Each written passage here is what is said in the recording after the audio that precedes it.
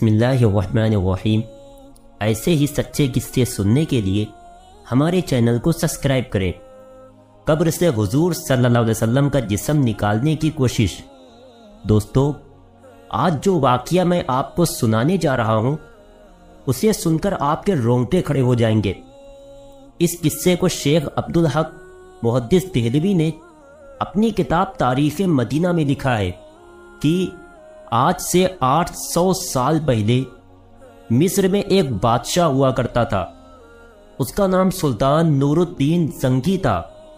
وہ بہت نیک بادشاہ تھا، ہر وقت اللہ کا ذکر کیا کرتا تھا۔ وہ روزانہ رات میں 1000 بار حضور صلی اللہ علیہ وسلم کے اوپر درود شریف پڑھ کر سوتا تھا۔ ایک رات تھکن کی وجہ سے سلطان نے صرف 700 بار درود شریف پڑھا اور سو گئے تو خواب میں حضور صلی اللہ علیہ وسلم کا دیدار ہوا۔ آپ نے فرمایا کہ اے نور الدین، آج میرے پاس 300 درود کم کیوں بھیجیں؟ یہ خواب دیکھتے ہی سلطان کی آنکھ کھل گئی اور انہوں نے اسی وقت 300 بار درود شریف پڑھ کر 1000 کی تعداد مکمل کی۔ اس واقعے کے کچھ ہی دنوں بعد سلطان نور الدین ایک رات سوئے ہوئے تھے کہ انہیں خواب میں حضور صلی اللہ علیہ وسلم کا دیدار ہوا۔ آپ صلی اللہ علیہ وسلم نے سلطان سے کہا کہ اے سلطان، 2 عیسائی آدمی میرے جسم کو قبر سے نکالنا چاہتے ہیں۔ تم جلدی سے مدینہ آ کر ان کی خبر لو، ورنہ میرا جسم ان عیسائیوں کے ہاتھ میں چلا جائے گا۔ اور پھر حضور صلی اللہ علیہ وسلم نے سلطان کو ان دونوں آدمیوں کی شکلیں دکھائیں۔ اسی وقت سلطان کی آنکھ کھل گئی تو وہ بے چین ہو اٹھے کہ آخر یہ کیسا خواب تھا اور حضور صلی اللہ علیہ وسلم مجھ سے کیا کہنا چاہتے تھے۔ بستر سے اٹھے اور وضو کر کے 2 رکعت نماز پڑھی اور پھر لیٹ گئیں۔ آنکھ لگ گئی اور پھر خواب میں حضور صلی اللہ علیہ وسلم کا دیدار ہوا۔ آپ فرما رہے تھے کہ سلطان، تم کیوں سو گئے؟ میری بات پر دھیان دو، جلدی سے مدینہ آؤ اور مجھے ان دونوں عیسائی کتوں سے بچاؤ جو میرا جسم نکالنا چاہتے ہیں۔ سلطان پھر گھبرا کر اٹھ بیٹھے۔ اس بار بھی سلطان نے جا کر وضو کیا اور 2 رکعت نماز پڑھی۔ ان کی آنکھ پھر سے لگ گئی اور وہ سو گئے۔ خواب میں انہیں پھر سے حضور صلی اللہ علیہ وسلم کا دیدار ہوا۔ آپ صلی اللہ علیہ وسلم نے تھوڑا سختی سے فرمایا کہ اے سلطان، جلدی سے مدینہ آؤ اور مجھے ان عیسائیوں سے بچاؤ۔ سلطان گھبرا کر اٹھ بیٹھے اور رات ہی میں اپنی ساری فوج کو جمع کیا اور کہنے لگے کہ کچھ نہ کچھ معاملہ ضرور ہے۔ حضور صلی اللہ علیہ وسلم کے جسم مبارک کو کوئی خطرہ ہے، اسی لیے مجھے خواب میں بار بار حضور صلی اللہ علیہ وسلم کا دیدار ہو رہا ہے اور آپ فرما رہے ہیں کہ مدینہ آ کر مجھے ان عیسائیوں سے بچاؤ۔ سلطان نے اپنا لشکر تیار کیا اور رات ہی میں ایک بڑی فوج کے ساتھ مدینہ کی طرف روانہ ہو گئے۔ 2 دنوں کے سفر کے بعد وہ مدینہ پہنچے۔ سلطان کے وزیر جمال الدین نے کہا کہ اے سلطان، اگر آپ سیدھے لوگوں سے یہ پوچھیں گے کہ کون حضور صلی اللہ علیہ وسلم کا جسم مبارک نکالنے کی کوشش کر رہا ہے تو شاید وہ دونوں عیسائی چوکنا ہو جائے اور ہمارے ہاتھ نہ لگیں۔ اس لیے آپ ایک کام کریں کہ تمام مدینہ والوں میں انعام تقسیم کرنے کا اعلان کر دیں اور پھر ایک جگہ پر بیٹھ کر آپ ہر انعام لینے والے کی شکل دیکھیں۔ اس طرح آپ ان دونوں عیسائیوں کو آسانی سے پہچان لیں گے اور ہمیں انہیں پکڑنا آسان ہوگا۔ سلطان نے کہا ٹھیک ہے، اس کا انتظام کیا جائے۔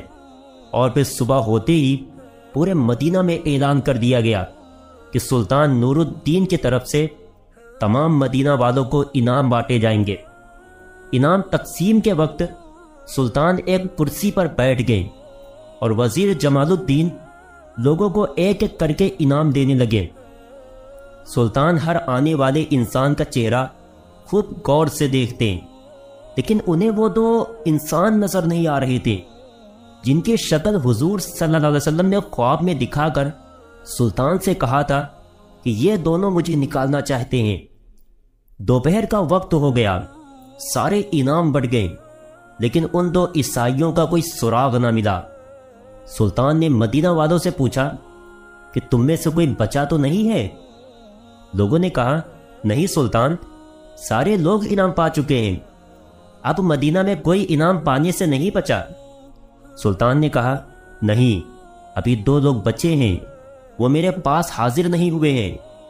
تو لوگوں کی بھیڑ میں سے ایک آدمی نے آگے بڑھ کر کہا کہ ہاں سلطان، آپ ٹھیک کہہ رہے ہیں، ہمارے محلے میں 2 اللہ کے بڑے نیک بندے ہیں، وہ اپنے گھر سے باہر نہیں نکلتے ہیں، نہ کسی سے کوئی مطلب رکھتے ہیں، صرف نماز پڑھنے کے لیے مسجد نبوی میں آتے ہیں اور پھر اپنے گھر میں ہر وقت اللہ کی تسبیح پڑھا کرتے ہیں۔ وہ دونوں بڑے نیک آدمی ہیں، ہم لوگوں کی بہت مدد کرتے ہیں اور خوب صدقہ خیرات دیتے ہیں، وہ انعام لینے نہیں آئے ہیں۔ سلطان نے کہا کہ میں ان سے ملنا چاہتا ہوں۔ لوگوں نے کہا سلطان، آپ ان سے مل کر کیا کریں گے؟ وہ دونوں تو بیچارے دنیا سے الگ تھلگ اپنی عبادتوں میں لگے رہتے ہیں، دنیا داری سے انہیں کوئی مطلب ہی نہیں۔ سلطان نے کہا کہ مجھے ان دونوں پر شک ہے کہ وہ دونوں تم سبھی کو دھوکہ دے رہے ہیں اور نیک بننے کا صرف ناٹک کر رہے ہیں اور تمہاری آنکھوں میں دھول جھونک رہے ہیں۔ لوگوں نے کہا سلطان، ہمارے نیک لوگوں کے بارے میں ایسی باتیں نہ کریں، وہ بہت اچھے لوگ ہیں، ہم ان کے خلاف کوئی گستاخی برداشت نہیں کریں گے۔ سلطان نور الدین نے جب دیکھا کہ لوگ مخالفت پر آ سکتے ہیں تو انہوں نے مدینہ کے حاکم کو اپنے پاس بلایا اور انہیں ساری باتیں بتا دی کہ خواب میں مجھے حضور صلی اللہ علیہ وسلم نے ایسی ایسی باتیں بتائی ہیں، اس لیے میں ان دونوں آدمیوں سے ملنا چاہتا ہوں۔ حاکم نے کہا کہ سلطان، تم پریشان نہ ہو، میں اس کا انتظام کرواتا ہوں، اور جو بھی مخالفت کرنے کے لیے سامنے آئے گا اسے کڑی سے کڑی سزا دی جائے گی۔ اور پھر سلطان نور الدین مدینہ کے حاکم کے ساتھ ان دونوں آدمیوں کے گھر پہنچے۔ سلطان نے جیسے ہی ان دونوں آدمیوں کی شکلیں دیکھیں تو وہ انہیں پہچان گئے، کیونکہ یہ دونوں وہی انسان تھے جن کی شکلیں حضور صلی اللہ علیہ وسلم نے خواب میں سلطان کو دکھائی تھی اور فرمایا تھا کہ یہ دونوں میری قبر سے میرے جسم کو نکالنا چاہتے ہیں۔ سلطان نے ان دونوں سے ساری باتیں پوچھیں تو انہوں نے صاف انکار کر دیا کہ ہم تو حضور صلی اللہ علیہ وسلم سے بہت زیادہ محبت کرتے ہیں، اسی لیے تو ہم اپنا شہر چھوڑ کر مدینہ میں آ کر رہنے لگے ہیں، ہم ایسا گندا کام کیوں کریں گے؟ سلطان نے کہا تم سچ سچ بتا دو ورنہ میں تمہیں بہت سخت سزا دوں گا۔ ان لوگوں نے کہا کہ اے سلطان، ہم بالکل بے قصور ہیں، تمہیں جو کرنا ہے کر سکتے ہو۔ پھر سلطان نے فوجیوں کو حکم دیا کہ ان کے گھر کا کونا کونا چھان مارو اور ہر چیز ہٹا کر دیکھو کہ کیا کہیں سرنگ کا نشان ملتا ہے۔ فوجیوں نے پورا گھر چھان مارا لیکن کہیں سراغ نہ ملا۔ سلطان نے خود اندر جا کر ایک ایک چیز ہٹا کر دیکھی لیکن کہیں کچھ نشان نہ ملا۔ اب تو لوگوں نے بھی کہنا شروع کر دیا کہ اے سلطان، یہ تمہاری غلط فہمی ہے، تم ہمارے اللہ والوں کو کیوں پریشان کر رہے ہو؟ مدینہ کے حاکم نے بھی سلطان سے چپکے سے کہا کہ سلطان، مجھے بھی یہی لگتا ہے کہ آپ سے کوئی غلط فہمی ہو گئی ہے، بہتر ہوگا کہ آپ ان دونوں آدمیوں کو چھوڑ دیں ورنہ لوگوں کی مخالفت بڑھ سکتی ہے۔ سلطان بہت زیادہ پریشان ہو گئے۔ اس کمرے میں ایک مصلی بچھا ہوا تھا۔ سلطان نے مصلی پر کھڑے ہو کر اللہ سے فریاد کی اور سجدے میں سر رکھ کر رونے لگے اور اللہ سے مدد مانگنے لگے کہ اے میرے اللہ، میں ایک انسان ہوں، میرے اندر جتنی طاقت تھی میں نے اتنی کوشش کر لی، لیکن آپ کے پیارے نبی نے فرمایا تھا کہ یہی دونوں دھوکے باز انسان آپ صلی اللہ علیہ وسلم کا جسم نکالنا چاہتے ہیں، لیکن یا اللہ مجھے کوئی سراغ نہیں مل رہا ہے، آپ میری رہنمائی فرمائے۔ سلطان رو رو کر اللہ سے دعا کر رہے تھے اور مدد مانگ رہے تھے کہ تبھی اللہ کی طرف سے سلطان کے دل میں یہ بات ڈالی گئی کہ اے سلطان، تم نے ان دونوں کے کمرے میں ہر چیز ہٹا کر دیکھ لی ہے، ہر طرح سے تلاشی لے لی ہے، ذرا یہ مصلی بھی ہٹا کر دیکھو جس پر بیٹھے تم مجھ سے دعا مانگ رہے ہو۔ سلطان تیزی سے اٹھے اور مصلی ہٹا کر دیکھا تو نیچے لکڑی کا ایک پٹرا بچھا ہوا تھا۔ سلطان نے فوجیوں کو حکم دیا کہ یہ پٹرا ہٹاؤ۔ جیسے ہی اس پٹرے کو ہٹایا گیا تو نیچے ایک سرنگ بنی ہوئی تھی۔ سلطان نے ایک فوجی سے کہا کہ جا کر دیکھو کہ یہ سرنگ کدھر کو جاتی ہے۔ فوجی نے اندر جا کر دیکھا تو وہ سرنگ حضور صلی اللہ علیہ وسلم کی قبر کے پاس تک پہنچ چکی تھی اور حضرت عمر رضی اللہ عنہ کا انگوٹھا نظر آنے لگا تھا۔ فوجی نے واپس آ کر سلطان کو یہ باتیں بتائیں تو سلطان نے ان دونوں عیسائیوں کو گرفتار کروا کر اپنے سامنے پیش کیا اور پھر ان سے پوچھا کہ اب تم سچ سچ بتا دو ورنہ میں تمہاری گردن اڑا دوں گا۔ ان دونوں نے جواب دیا کہ اے سلطان، ہمیں عیسائیوں کی طرف سے یہاں مدینہ بھیجا گیا ہے تاکہ ہم مسلمانوں کے نبی کا جسم نکال کر انہیں دے سکے اور اس کے بدلے میں ہمیں بہت سارا انعام دیا جائے گا۔ اسی لیے ہم دونوں نے اپنا بھیس بدلا اور ایک نیک آدمی کی شکل بنا کر مدینہ میں آ کر رہنے لگے۔ خود پر لوگوں کا بھروسہ بڑھانے کے لیے ہم لوگوں میں صدقہ خیرات کرتے تاکہ کسی کو ہم پر شک بھی نہ ہو سکے۔ جب سبھی لوگ رات میں سو جاتے تو ہم دونوں اس سرنگ کو کھودتے تھے اور اس کی مٹی باہر قبرستان میں قبروں کے اوپر ڈال آتے تاکہ کسی کو پتہ بھی نہ چلے۔ کل ہمارا کام مکمل ہو جاتا اور ہم رات میں ہی تمہارے نبی کا جسم لے کر اپنے شہر چلے جاتے ہیں۔ پھر ہم عیسائی تمہارے نبی کے جسم کے ساتھ برا سلوک کرتے اور تم مسلمانوں کو تکلیف دیتے۔ لیکن پتہ نہیں کیسے ہے سلطان، تمہیں اس بات کی خبر ہو گئی اور ہمارا سارا پلان چوپٹ ہو گیا۔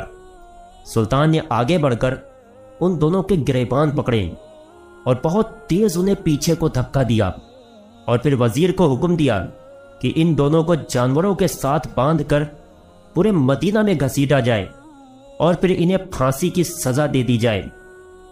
ان سب کے بعد سلطان نے حضور صلی اللہ علیہ وسلم کی قبر مبارک کے چاروں طرف زمین کے اندر سے ایک خندق کھدوائی اور اس میں 7 دیواریں بنوا کر اس میں پگھلا تانبا، لوہا اور تارکول ڈلوا دیا تاکہ کوئی دوبارہ حضور صلی اللہ علیہ وسلم کے جسم مبارک کو نکالنے کی ہمت بھی نہ کر سکے۔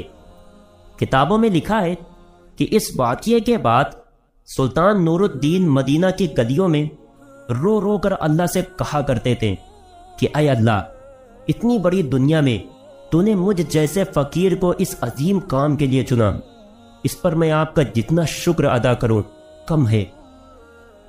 دوستو، اگر ویڈیو پسند آئی ہو تو لائک کرنا اور چینل کو سبسکرائب کرنا نہ بھولیں اور جاتے جاتے ایک پیارا سا کمنٹ ضرور کر دینا۔ السلام علیکم۔